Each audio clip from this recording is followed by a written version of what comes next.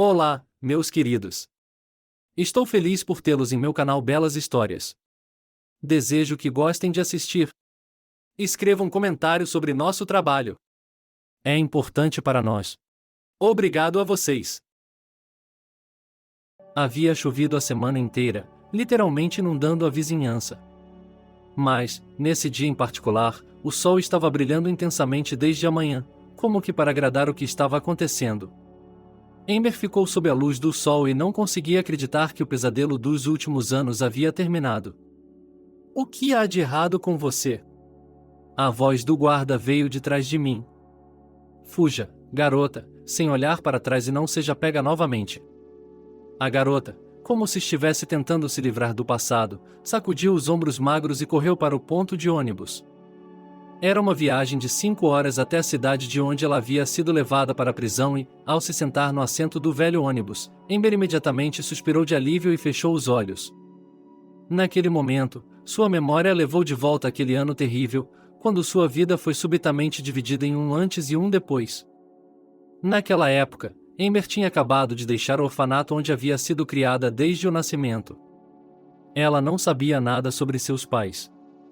No ensino médio, ela tentou perguntar às babás sobre eles, mas elas a ignoraram e disseram para ela não fazer mais perguntas idiotas. Amber não podia dizer que se sentia mal no orfanato. As babás e as professoras tratavam as crianças como se fossem suas, tentando cercá-las de cuidados. Ainda assim, não era uma família. Amber era uma das favoritas do orfanato. Baixa e magra, parecia uma boneca. Ela estava sempre perto das enfermeiras, tentando ajudá-las em tudo. A senhora Nancy, como as crianças chamavam uma das enfermeiras, suspirou um dia e disse: Ei, Amber, você seria uma boa ajudante para sua mãe e, se Deus quiser, seria uma ótima anfitriã. Quando Amber terminou o ensino médio, o estado lhe deu um pequeno apartamento na periferia da cidade. O apartamento estava em péssimo estado. O papel de parede havia sido substituído por jornais velhos e amarelados. Os vidros das janelas haviam sido limpos há tanto tempo que a luz do sol não entrava por causa da espessa camada de sujeira. Na cozinha, havia linóleo bem no meio do piso, como se um piquenique tivesse sido realizado ali. Mas nem mesmo todo esse horror conseguiu perturbar ou assustar a graduada. Ela estava feliz por ter sua própria casa. Durante dias, Amber ensaboou e esfregou, e logo os resultados apareceram. As janelas estavam seladas e limpas, e as paredes, com papel de parede leve e barato, faziam o cômodo parecer maior. Amber não tinha dinheiro suficiente para fazer tudo de uma vez, então o linóleo da cozinha não foi substituído, mas foi cuidadosamente lavado e coberto com um tapete de serapilheira dado a ela pela senhora Nancy. Levac, o zelador do orfanato, ajudou com os móveis, foi até o diretor e pediu que ele retirasse algumas das coisas antigas. Caroline Peterson, querida, ele começou, entrando na sala do diretor, dei uma olhada ao redor, alguns de nossos móveis são tão velhos que poderiam ser a mesma cama do meu filho, então pensei, vamos doá-los e dar para nossas donas de casa pela primeira vez. Ele olhou para o diretor, com ar de desprezo, e continuou. Portanto, os móveis ainda podem ser usados, mas para o orfanato eles precisam ser atualizados. A diretora, ao ouvi-lo, leu atentamente a lista entregue, que havia sido cuidadosamente trazida por Scott Luker, e então, com uma severidade zombeteira, disse: Vejo que você fez sua lição de casa, Lueck, até mesmo colocando a amortização do ano na compra. Tenho certeza de que nossos contadores o ajudaram, não é? Ele sorriu e assentiu. Scott Lueck já havia percebido que o negócio tinha sido fechado. Tendo trabalhado com Caroline por muitos anos, ele já sabia que, quando ela fazia uma cara séria como aquela, logo em seguida ela sorria e dizia a frase padrão: Você sabe como se safar e sabe quando se aproximar. De fato, nesses casos, a resposta era sempre sim. Daquela vez, também, os formandos foram rápidos em levar alegremente seus móveis antigos, mas ainda bastante aceitáveis, para suas novas casas. Para jovens sem sogros ou dote, era um presente real. Amber recebeu uma cama, um criado mudo, uma escrivaninha e algumas cadeiras. Ela usou a escrivaninha da escola, que havia sido riscada com declarações de amor entre gerações, como mesa de cozinha. A própria senhora Nancy trouxe de casa um jogo de lençóis simples, mas decente, e um par de cortinas para o quarto e a cozinha. Assim, ela começou sua vida independente como adulta. Em seus últimos anos no ensino médio, ela sonhava em se tornar arquiteta, preparando-se conscientemente para o exame de admissão. Mas a concorrência era muito acirrada, e Amber quase não conseguiu os pontos necessários para a admissão. Mas ela não desanimou, decidiu que conseguiria um emprego e, em um ano, estaria de pé. Ela já sabia o que era necessário para ser admitida e tinha certeza de que aprenderia tudo. Nos primeiros dias após a formatura, Amber conseguiu um emprego em uma cafeteria perto de sua casa. O lugar era pequeno, com apenas 15 mesas, mas muito aconchegante. Os frequentadores eram todos muito decentes, e o proprietário, Manuel Gomes, era muito acolhedor e amigável.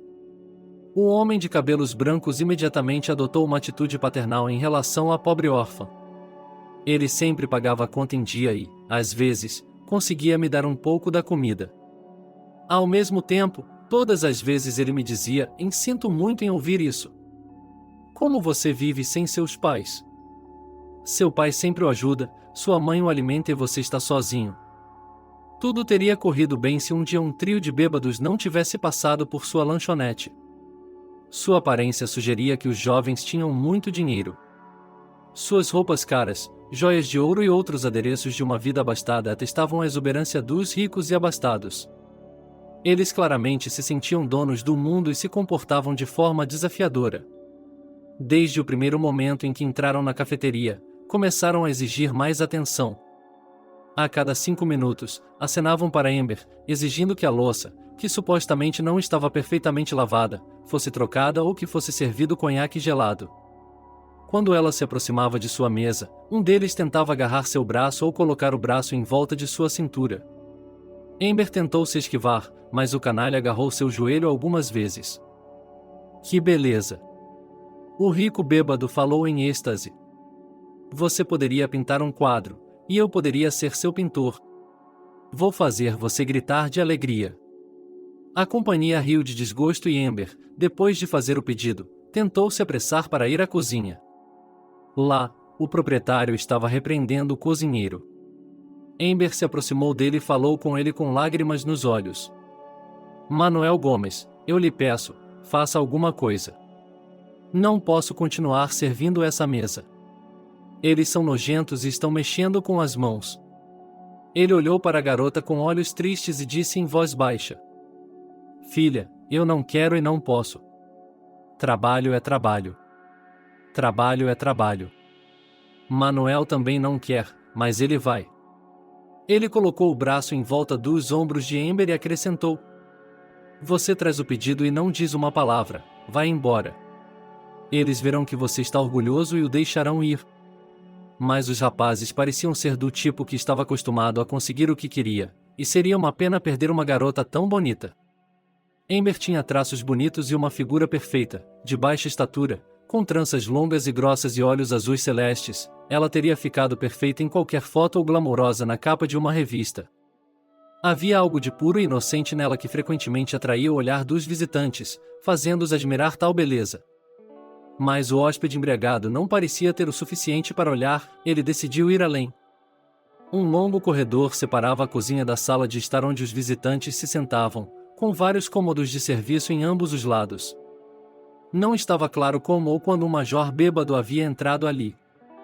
Mas quando Amber voltou mais uma vez para a cozinha, alguém agarrou seu braço e a puxou para uma pequena sala. O cômodo era completamente escuro, sem janelas, e o zelador mantinha seu inventário nele. Alguém soprou o cheiro pungente de álcool no rosto de Amber. O patife cobriu sua boca com uma mão e tentou abraçá-la com a outra. O patife sussurrou com raiva: Então, boneca, você achou que seria tão fácil fugir de mim? Ninguém nunca me recusou antes, você também é uma puritana. Vou lhe ensinar como se comportar com os clientes. Amber fingiu não resistir, mas procurou rapidamente na escuridão por algo que pudesse ajudá-la. Quase imediatamente seus dedos encontraram um objeto de vidro, como um vaso. Então ela se lembrou do momento e não entendeu como havia conseguido tanto poder.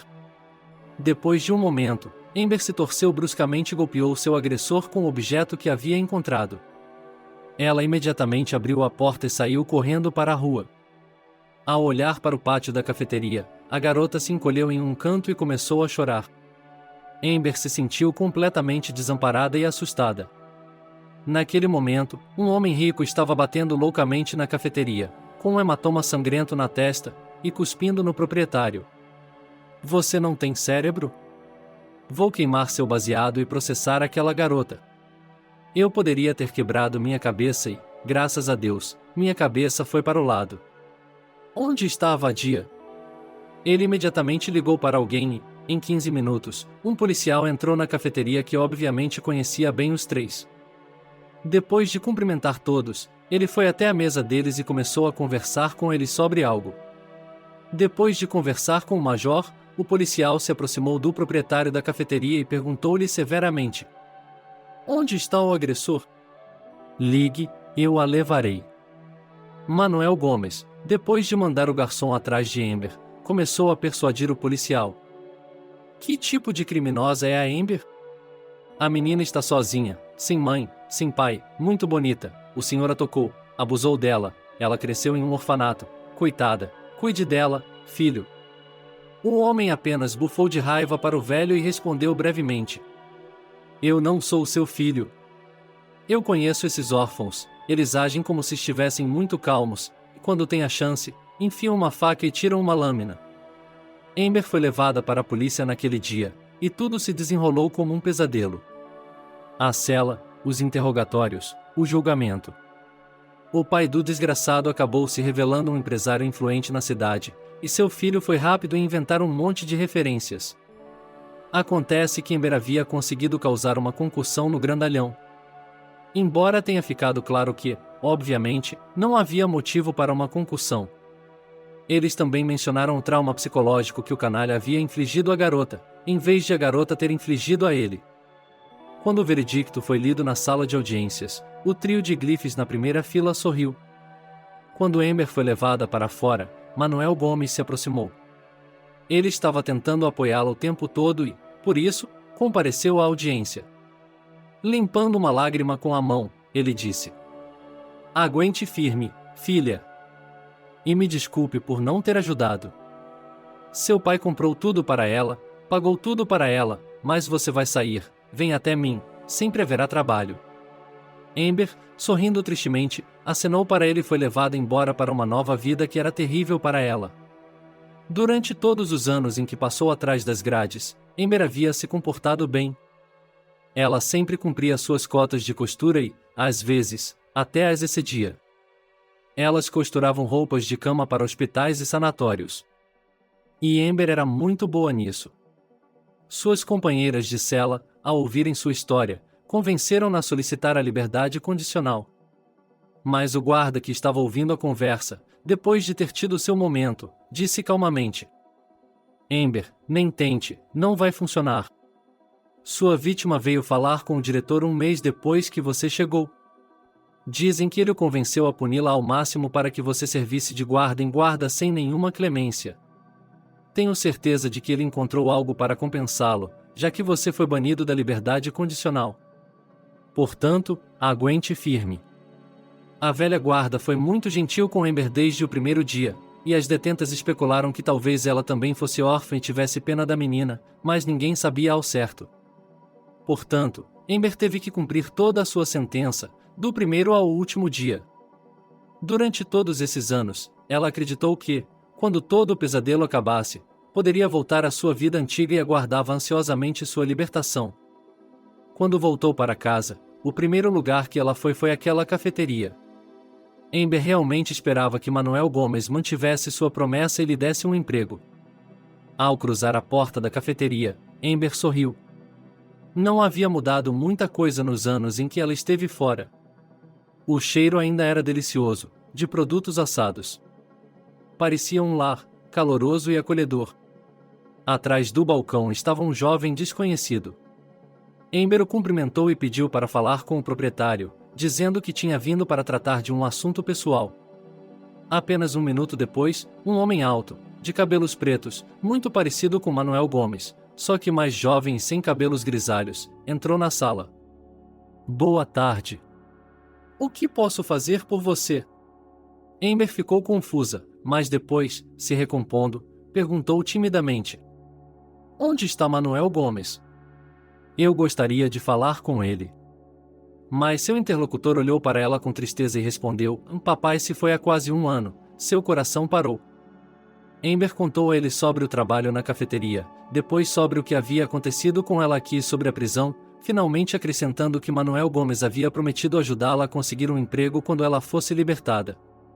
Cal, esse era o nome do filho do falecido proprietário, não ficou feliz ao saber do registro criminal dela, mas também não podia jogar a pobre mulher, de quem seu pai sentia pena, na rua. Depois de pensar sobre isso, ele disse: Bem, é claro que não posso contratá-la como garçonete, e não há vagas, mas você provavelmente pode ser faxineira. Você deveria pensar sobre isso, ver o que mais pode fazer. E se não encontrar nada, volte. Amber sabia que não era mais a mesma pessoa. E essa atitude era compreensível, porque quem era ela, uma ex-garota de orfanato, e agora com um registro de prisão? De volta a casa, a garota lavou diligentemente o apartamento empoeirado desses anos e depois ficou debaixo do chuveiro quente por um bom tempo. Lágrimas misturadas com jatos de água escorriam por suas bochechas. De manhã, depois de lavar a louça, Amber foi procurar um emprego. Ela não queria ser faxineira. Afinal, ela ainda era jovem e poderia voltar a trabalhar como garçonete ou atendente de loja. Na mente da garota, só havia mulheres aposentadas trabalhando como faxineiras, e ela ainda poderia aprender muito, ou até mesmo dominar algum tipo de profissão. De manhã até quase à noite, Amber ia a organizações, cafeterias e lojas, tentando conseguir um emprego, mas em todos os lugares, assim que descobriam que ela estava sentada, imediatamente encontravam um motivo para rejeitá-la. Quando chegou em casa, ela começou a pensar na proposta de Cal. Decidiu que, afinal de contas, não importava onde ou com quem ela trabalhava, desde que fosse paga por isso. Afinal de contas, ele precisava ganhar a vida. No dia seguinte, ela foi a uma cafeteria e disse a Cal que estava disposta a começar naquele mesmo dia. Cal concordou. Todos os dias, Amber começava a limpar o que havia se tornado quase um lugar familiar. Ela lavava tudo muito bem e, depois de alguns dias, o proprietário até a elogiou. Nossa, você é muito limpo e diligente, disse Cal. É estranho que você tenha crescido em um orfanato. Por alguma razão, pensei que não tivessem lhe ensinado todas essas coisas lá. Afinal, ao longo dos anos, alguém tem lavado, branqueado e limpado para você. Amber riu alegremente em resposta e respondeu: Essa é a bobagem, não somos filhos do mundo. Aprendemos tudo e nos fizeram perguntas ainda mais rigorosas do que as filhas de nossas famílias. Limpávamos nossos próprios quartos e lavávamos e cerzíamos nossas próprias roupas na escola. A senhora Broadus, a lavadeira que trabalhava no internato, lavava todas as nossas roupas, e aprendíamos a cozinhar. Eu não sabia fazer pratos sofisticados, é claro, mas sabia fazer sopas e costeletas. Um dia, quando Amber estava limpando o saguão antes de entrar na sala, ela ficou impressionada com a companhia em uma das mesas. Um grupo de jovens bem vestidos estava comemorando um noivado ou casamento. Uma bela moça com um terno bege olhava carinhosamente para um rapaz sentado próximo, que conversava atentamente com um amigo sobre algo. A companhia era pequena, apenas algumas moças e rapazes, exceto pelos heróis da ocasião.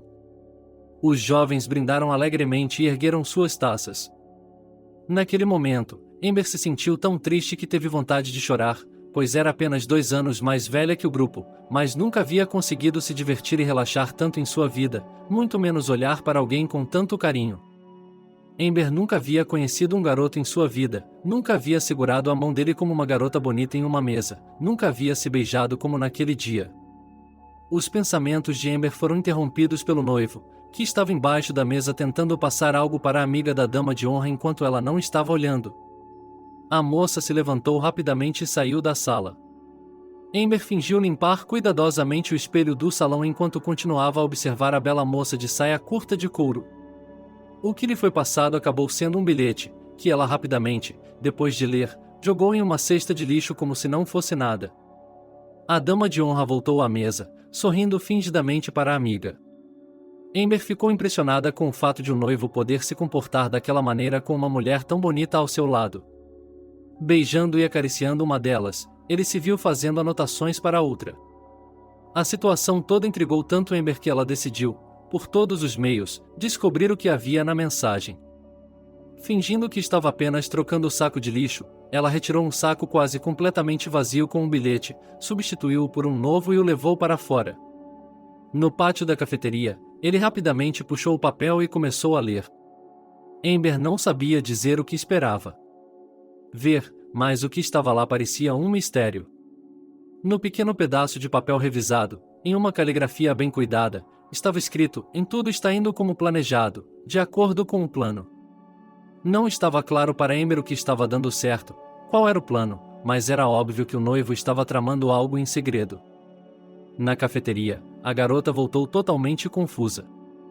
O garçom, Nicholas, vendo o estado dela, perguntou: "Amber, o que está fazendo?" "Você voltou da rua como um saco, vá pegar água. Veja como Nick está linda hoje." Ele acenou com a cabeça na direção da mesa com os jovens, e vendo a cara de surpresa de Amber, acrescentou: "Ela é a irmã mais nova do nosso Cal, e você provavelmente não a conhece. Ela é bonita, não é? É uma pena que ela vá se casar, senão eu teria tentado a sorte, queria convidá-la para sair há muito tempo. Mas agora é tarde demais para convidá-la para sair." Amber foi eletrocutada. Ela era a filha de Manuel Gomes. Então, ela imediatamente decidiu contar a Cal. Ele bateu na porta do escritório dela, entrou e, da porta, começou a falar sem parar sobre o bilhete que ela havia passado secretamente para ele, e como ela o havia tirado e lido.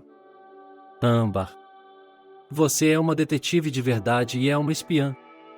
"Eu não vou ser uma espiã", disse ela, e então, com um olhar sério no rosto, acrescentou: "E então, pare de seguir os clientes e vá fazer seu trabalho, para que eu não tenha que ver ou ouvir nada disso de agora em diante." "Não estou espionando." "Fiquei um pouco ofendida", respondeu Amber com raiva. "Eu só vi você passando o bilhete para ela e depois descobri que a namorada era sua irmã, então pensei em compartilhar com você, e você está me enchendo o saco." Irritada por ter sido mal interpretada, a garota saiu do escritório e voltou a fazer a faxina, mas não conseguia tirar o bilhete da cabeça, porque, afinal, ele significava alguma coisa. No dia seguinte, ninguém se lembrou dessa conversa. Todos estavam ocupados fazendo suas próprias coisas, mas alguns dias depois Cal chegou. Ele se trancou em seu escritório, passou o dia fazendo ligações telefônicas e estava muito agitado. Nicholas sussurrou em segredo: "Sabe, Nick foi para casa com o noivo depois de uma noite na cafeteria, e hoje ela disse a Cal que estava desaparecida. Eles discutiram e ela foi para casa sozinha e ele ficou na casa de um amigo. Hoje, Cal já havia ligado para todo mundo que podia, mas ninguém tinha visto Nick ou sabia onde ela estava." Imediatamente, Amber se lembrou do bilhete e correu para o seu senhorio. Depois de ficar parada em frente à porta por um tempo, ela decidiu entrar e bateu timidamente na porta, mas ninguém respondeu. E Amber, abrindo a porta sem fazer barulho, viu Cal. Ele estava sentado à mesa, com os braços em volta da cabeça, olhando para a mesa em silêncio. "Cal, posso ajudá-lo?" ele perguntou calmamente, depois acrescentou: Talvez aquele bilhete tenha significado algo e esteja relacionado ao desaparecimento de sua irmã, afinal. Eu o guardei por precaução. Talvez tenha sido o noivo dela que a sequestrou." De repente, Cal levantou a cabeça abruptamente e olhou para Amber com firmeza. Naquele momento, ele se lembrou da história dela e disse de repente: "É isso mesmo, o bastardo poderia ter feito isso, eu nunca gostei dele, e soube imediatamente que ele não gostava da Nick. Mas como eu poderia explicar isso a ele?" "Obrigado pelo conselho. Vou colocá-lo na mira agora mesmo. Porque, se ele estiver envolvido nesse caso, tenho certeza de que ele me levará ao lugar onde escondeu minha irmã ou as pessoas que fizeram isso." Cal se levantou rapidamente e saiu da cafeteria. Ao mesmo tempo, dirigiu-se para a casa onde Sam, o noivo de sua irmã, morava.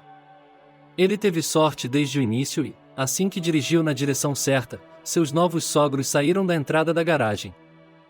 com uma caminhada rápida, Sam foi até o ponto de ônibus e embarcou no ônibus que estava chegando, indo para os arredores da cidade. Naquele momento, Cal ficou feliz por ter dirigido o carro e por Sam não tê-lo visto e não saber disso. Quase imediatamente ficou claro que o noivo tinha ido para a casa de veraneio, sobre a qual sua irmã havia falado com entusiasmo ao irmão quando ele esteve lá uma vez. E Nick ficou encantada com uma pequena vila de chalés às margens de um belo lago e prometeu mostrar esse lugar fabuloso ao irmão. Sam desceu no ponto de ônibus na saída da vila, entrou em uma das casas, saiu algumas horas depois, entrou em um carro e correu para a cidade. A mesma coisa aconteceu no dia seguinte. Mais um dia depois, o cara saiu da cidade regularmente, como se estivesse indo para o trabalho. Era incompreensível para Cal o que poderia levá-lo a fazer tais viagens. Para confirmar seus sentimentos, em um desses dias, Cal esperou Sam entrar no ônibus e ele mesmo foi até a casa para onde o rapaz estava indo. Por sorte, ele viu que Sam havia escondido a chave embaixo da varanda, puxou-a rapidamente e abriu a porta da pequena casa. O interior estava silencioso e escuro. Ao acender a luz do corredor, Cal entrou resolutamente no quarto e, para seu horror, viu imediatamente sua irmã amarrada na cama.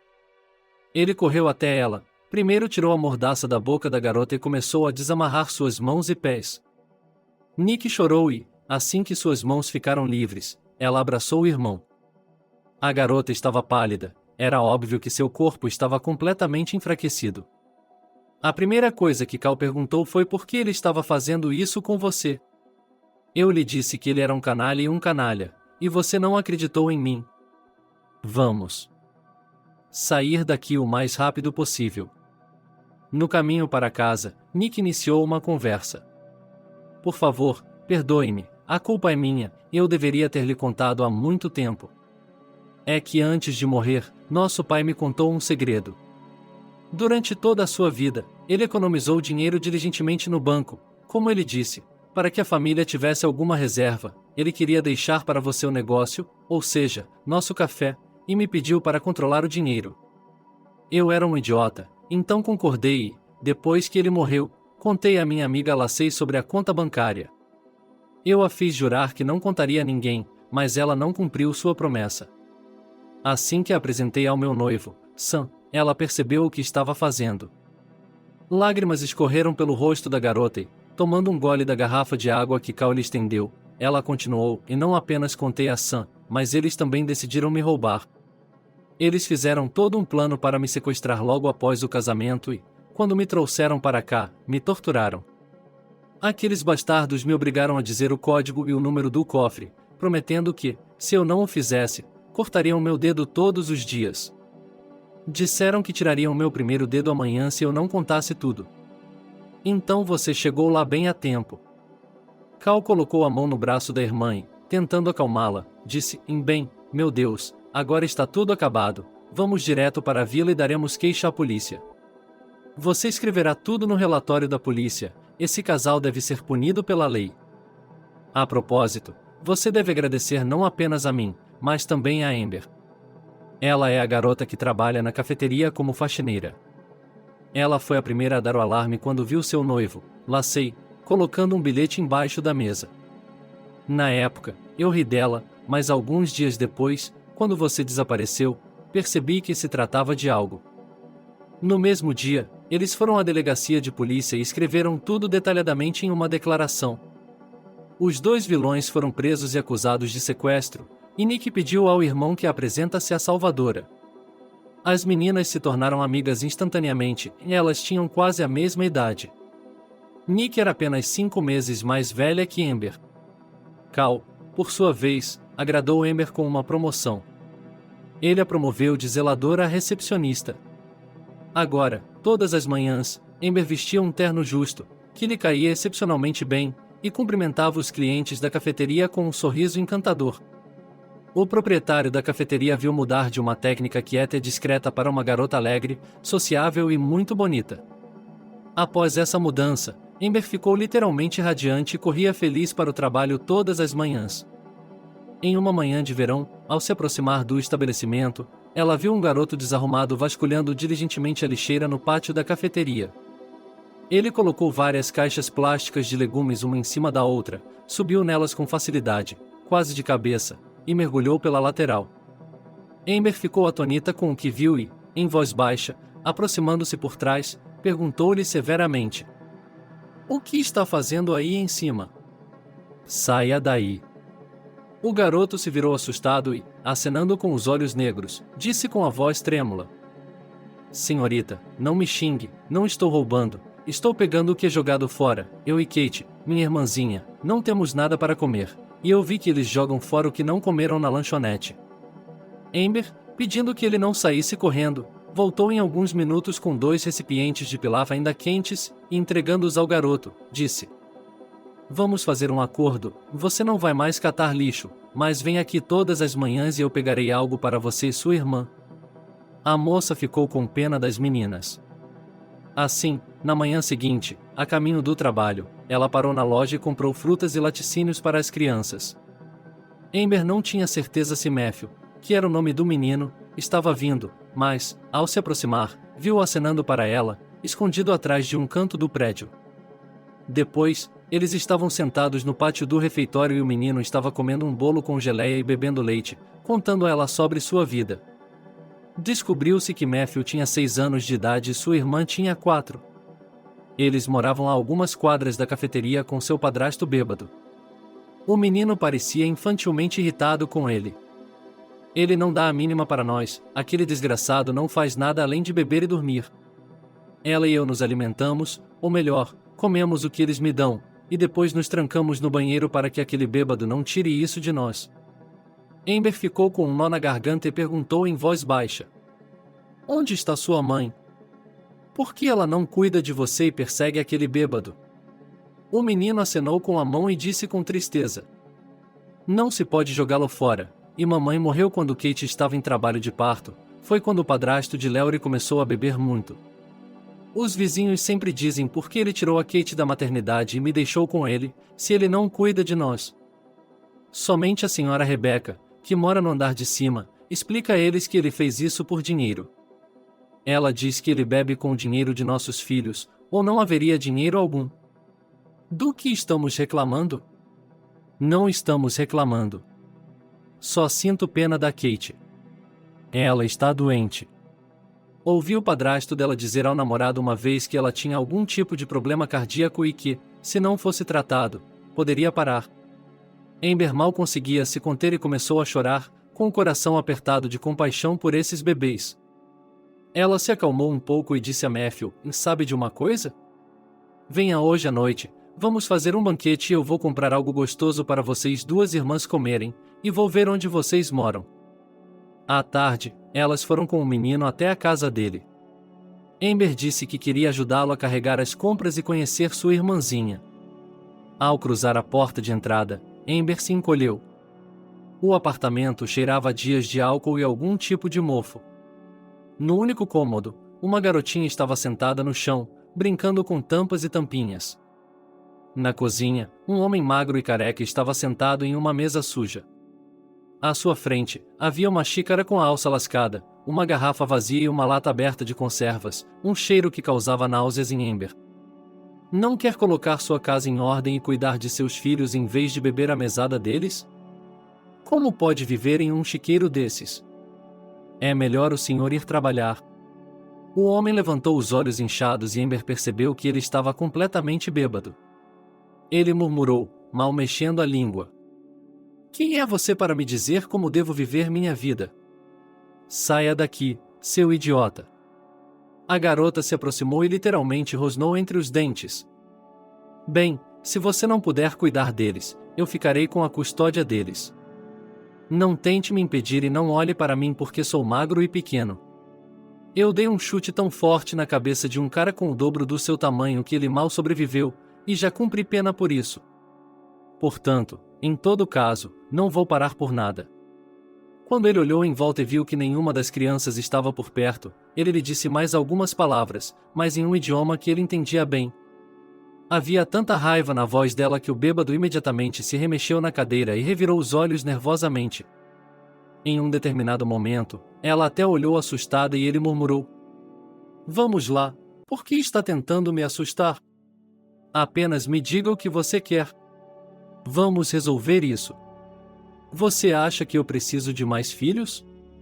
Bem, não de graça, é claro, mas eu aceito a custódia, uma caixa de vodka e dinheiro de você, e você pode levá-los amanhã. Amber ficou chocada. Que preço o canalha havia pago por duas crianças pequenas e completamente indefesas? Mas ela já havia se decidido que, custasse o que custasse, tentaria se tornar a guardiã de Matthew e Kate. Depois de reunir todos os documentos necessários, ela logo foi ao conselho tutelar.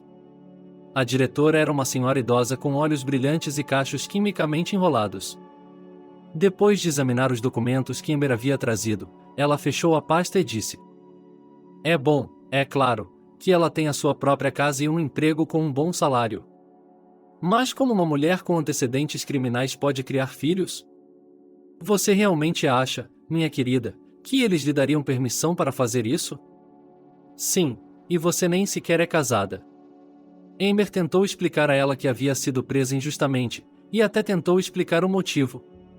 Mas a senhora deixou bem claro que não estava interessada nesses detalhes. Amber não entendia do que a mulher estava falando, mas estava claro que ela estava insinuando algo, dizendo-lhe que poderia haver uma saída para essa situação. Mas ela não sabia se isso funcionaria para Amber. Se ela fosse mais velha e mais sábia, teria adivinhado imediatamente que ela estava falando de um suborno. Mas isso não ocorreu a Amber.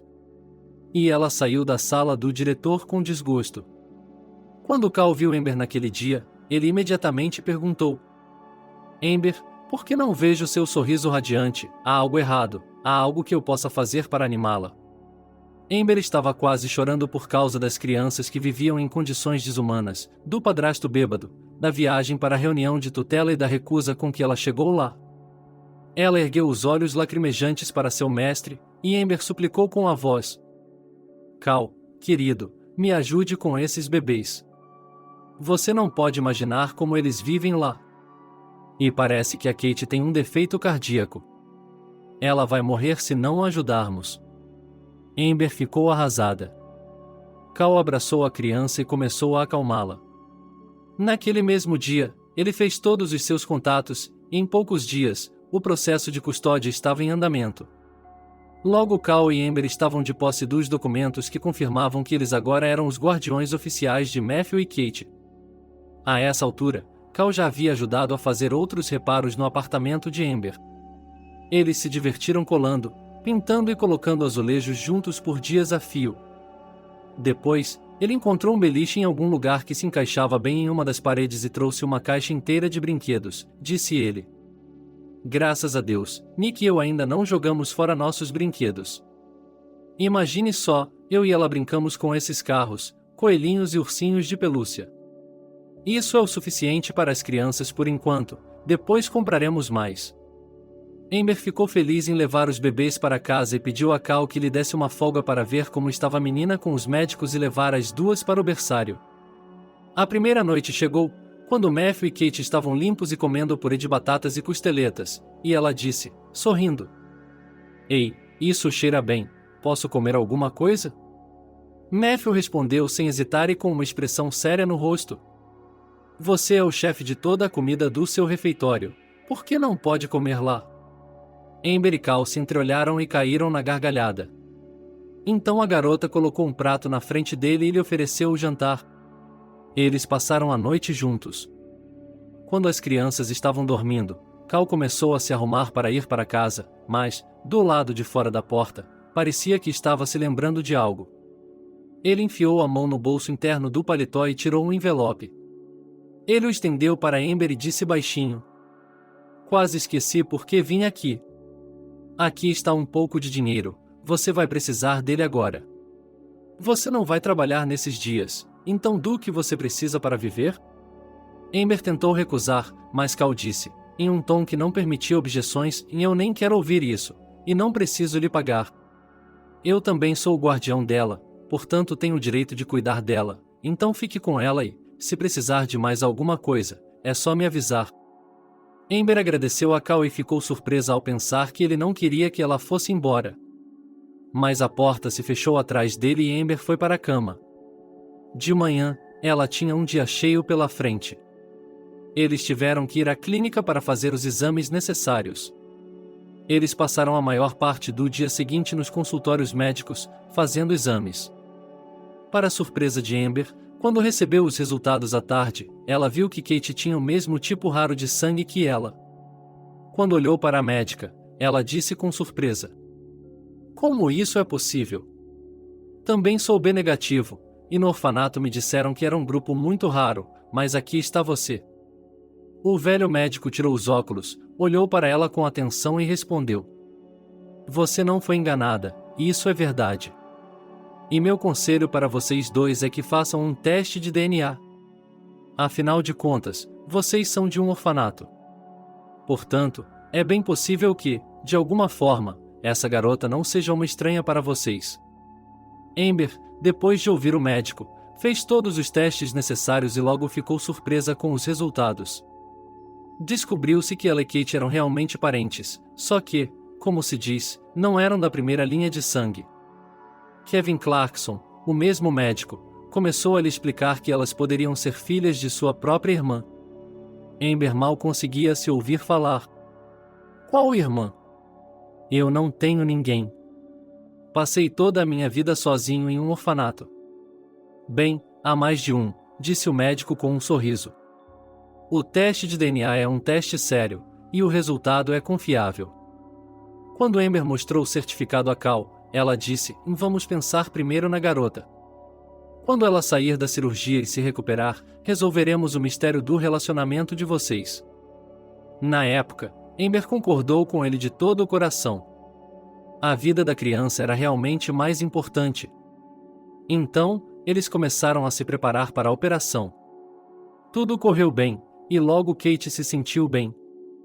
Amber e Cal se revezavam para visitá-la e, durante esse tempo, levavam Matthew para a creche. O menino gostou tanto que, todas as manhãs, corria alegremente até o grupo para se despedir de Amber. Ultimamente, ela e Cal estavam passando muito tempo juntos. E a garota começou a se surpreender ao pensar que não queria terminar com ele de jeito nenhum. Cal era um conversador muito inteligente e interessante, e Amber podia ouvi-lo por horas com a boca aberta. Assim que Kate se recuperou, Cal entrou em contato com um colega seu que havia trabalhado por anos com a polícia e pediu que ele descobrisse tudo o que pudesse sobre a mãe dos pequenos. Logo ele estava sentado na cozinha de Amber, dizendo-lhe que ela realmente tinha uma irmã mais velha, a mesma mãe dos bebês que haviam morrido no parto. "Então, por que me colocaram em um orfanato e não colocaram minha irmã?" perguntou a menina com espanto. "Ninguém a abandonou, sua mãe nem sabia que você estava viva. Vivendo no orfanato, você foi culpa de uma das parteiras da maternidade. Seu pai era o noivo dela e, alguns dias antes do casamento, quando conheceu sua mãe, ele se apaixonou e recusou o casamento arranjado. Aquela parteira tinha rancor dele e jurou se vingar de seu amado. Ela teve de esperar muito tempo, mas não esqueceu a ofensa. Anos depois, sua mãe foi parar na mesma maternidade em que aquela mulher trabalhava. Krista, esse era o nome de sua mãe, nem sabia que tinha sido reconhecida. A parteira havia mudado muito com o passar dos anos, tinha engordado e não usava mais maquiagem. E parecia muito mais velha do que sua idade, o que não se pode dizer de sua mãe. Ela era uma mulher bonita, bem cuidada e parecia muito feliz, e isso irritava sua rival. Por vingança, ela estava disposta a suportar qualquer coisa. E a ocasião não demorou muito a se apresentar, como se por vontade de um destino maligno, algumas horas antes do nascimento de sua mãe, no mesmo quarto, nasceu um bebê natimorto. E na mente da parteira, um plano terrível nasceu imediatamente. Assim que você nasceu, a mulher desonesta trocou você por um bebê morto e informou a sua mãe que você supostamente havia morrido minutos após o parto. Amber ficou sentada com os olhos arregalados, prendendo a respiração, ouvindo Cal. Aquilo não parecia real para ela, como se estivesse em um sonho. Depois de um breve silêncio, o homem continuou. De alguma forma, ele a tirou da maternidade no final do dia e a deixou embaixo da porta da frente do orfanato. Foi assim que você foi parar no orfanato, por causa da vingança de uma garota estúpida, que acabou com sua vida sem pensar. A propósito, sua mãe está viva. Os olhos de Amber ficaram negros. Mais um segundo e ela teria desmaiado. Cal, ao ver como a garota estava pálida, pulou rapidamente da cadeira e a pegou, como se fosse uma pelúcia, em seus braços e a colocou na cama. Em seguida, ele rapidamente lhe serviu um copo de água e o entregou a ela. Amber tomou alguns goles e disse, perplexa: como isso é possível? Eu tinha uma irmã e uma mãe, e passei minha vida inteira sozinho com estranhos. Eu tinha custódia de meus próprios sobrinhos e sobrinhas? Cal assentiu com a cabeça e, pegando a mão da garota, respondeu calmamente: é isso mesmo. Assim que nossa Cathy se recuperar, prometo que levarei todos vocês para a casa de sua mãe. Ela mora em um vilarejo a algumas horas de carro daqui. Daquele dia em diante, Amber mal podia esperar para ver sua mãe e orou a Deus para que nada acontecesse com ela nesse meio tempo. Enquanto Kate se recuperava no hospital, Amber ia para o trabalho e corria para buscar Matthew todos os dias depois do expediente. No intervalo do almoço, ia com Cal ver Kate. Quando Kate recebeu alta, Cal passou a visitar com frequência o apartamento de Amber. Ele sugeriu várias vezes que todos se mudassem para o apartamento grande que seus pais haviam lhe dado, mas Amber se recusou terminantemente, dizendo que estava perfeitamente confortável aqui. Mais uma vez, quando Cal falou sobre a mudança, ela sorriu e respondeu: como podemos ir morar com você? Sua irmã mora lá, caso não tenha se esquecido, e aqui estamos nós, em nossa barulhenta companhia, completamente estranhos para você. Cal se aproximou de Amber, segurou gentilmente o rosto dela com as mãos e disse com carinho: que tipo de estranhos vocês são para mim? Vocês são o mais próximo que tenho de família e amigos.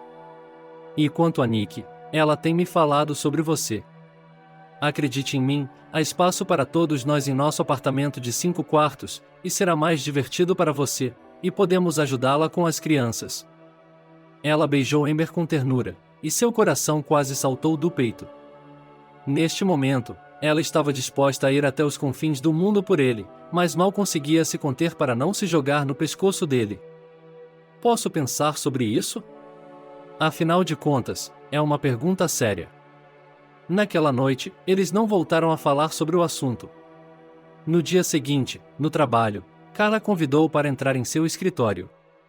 Assim que a porta se fechou atrás dela, ele se aproximou e, sorrindo enigmaticamente, disse-lhe: quando cheguei em casa ontem à noite, fiquei pensando a noite toda em como garantir que você fosse morar com as crianças, e percebi que ainda poderia tentar. Ele tirou uma pequena caixa de veludo do bolso.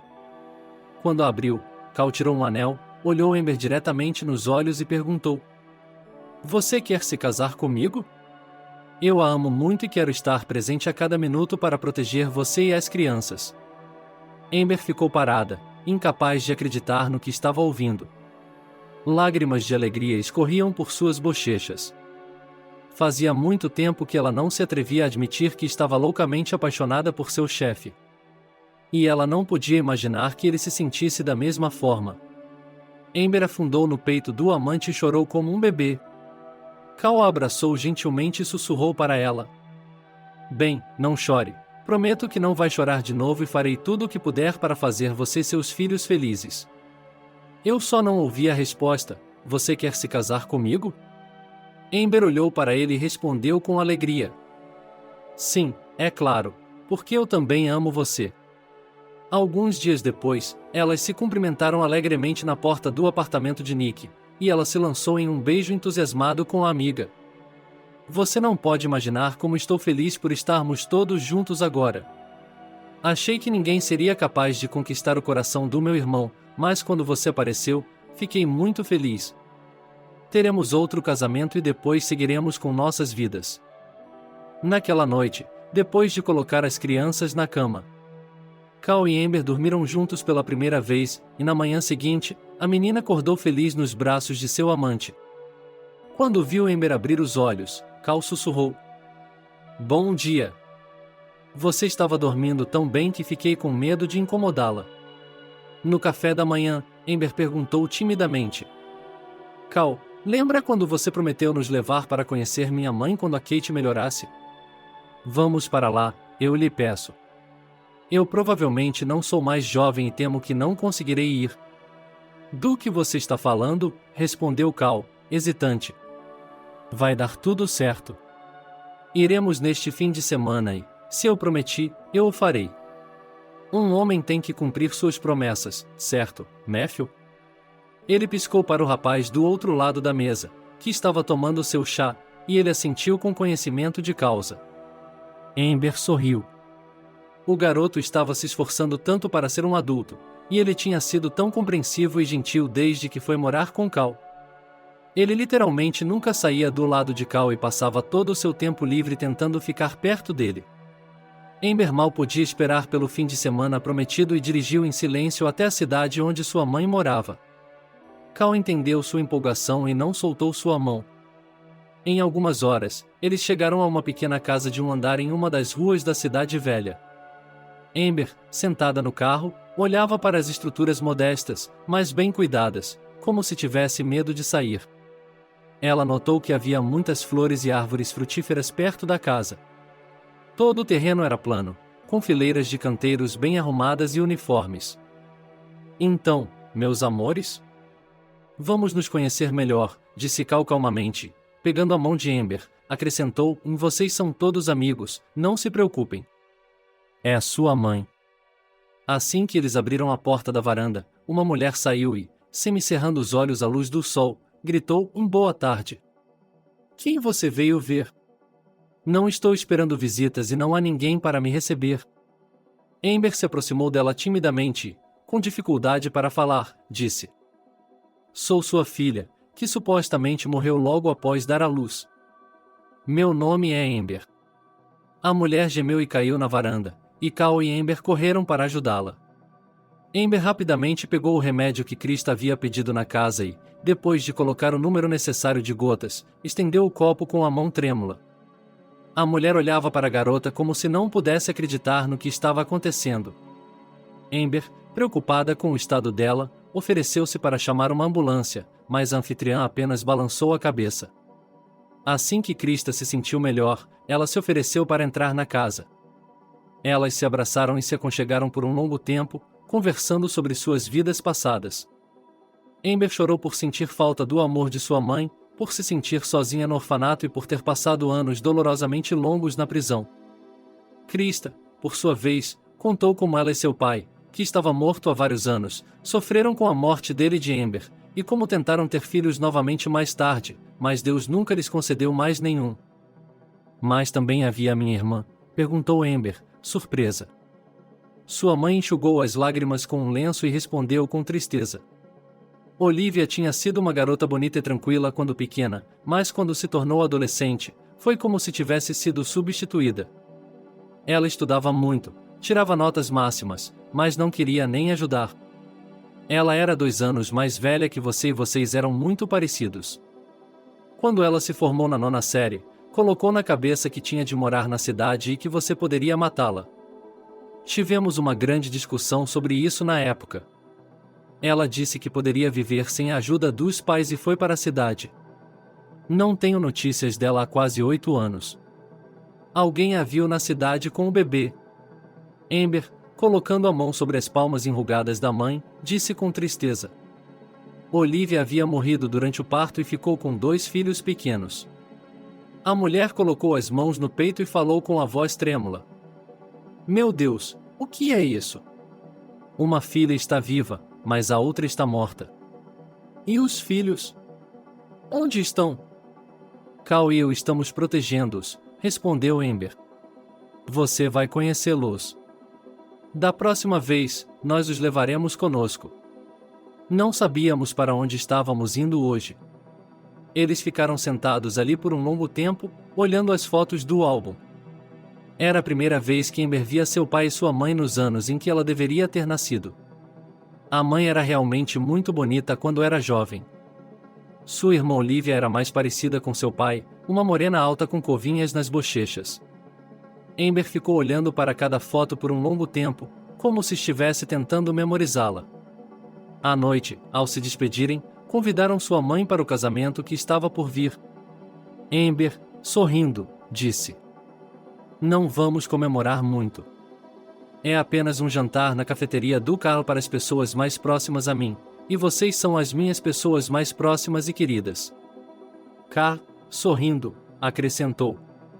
E quanto a mim, também estou por aqui, a propósito, não na minha, mas na nossa cafeteria.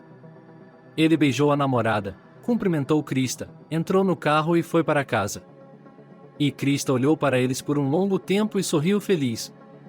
Após a morte de seu marido, ela não queria mais viver. Parecia não fazer mais sentido. A única filha que havia lhes dado as costas, ela nem sabia que seu pai havia partido. Em todos os anos desde a briga com a mãe, ela não havia mandado uma única palavra, como se tivesse excluído os pais de sua vida. Krista estava feliz novamente agora que tinha sua filha mais nova e 2 netos. Quase todo o fim de semana, Amber e Cal tentavam passar algumas horas na cidade para visitar a mãe dela. Várias vezes, quando chegavam com os pequenos, cediam aos pedidos dela para passar a noite na casa da vovó, como a chamavam carinhosamente, e as crianças gritavam felizes, deitadas em seus braços na grande cama de ferro.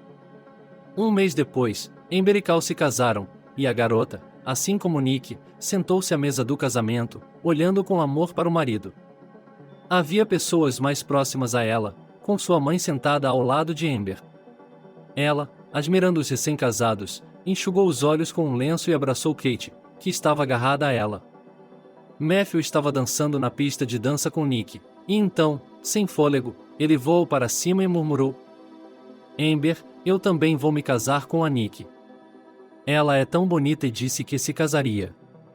Todos riram alegremente, e Cal deu um tapinha na cabeça do bebê e disse: Bem, em primeiro lugar, amigo, você não está se casando, você está se casando e, em segundo lugar, você tem que crescer e se formar, conseguir um emprego, ou como vai alimentar minha linda irmã?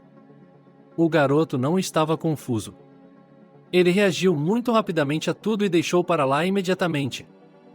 Não posso esperar, tenho que ir agora, e a vovó ou a mãe de Amber vão me alimentar. O mingau da vovó é tão bom que quase engoli minha língua. Krista riu e respondeu ao neto: Eu adoraria cozinhar mingau para todos. Você é um homem jovem, não é? Ele vai se casar, e nós vamos alimentá-lo, Amber. Não tem problema, uma garota bonita como a Nick pode fazer isso. Todos riram novamente. Naquele momento, Amber se sentiu o homem mais feliz do mundo.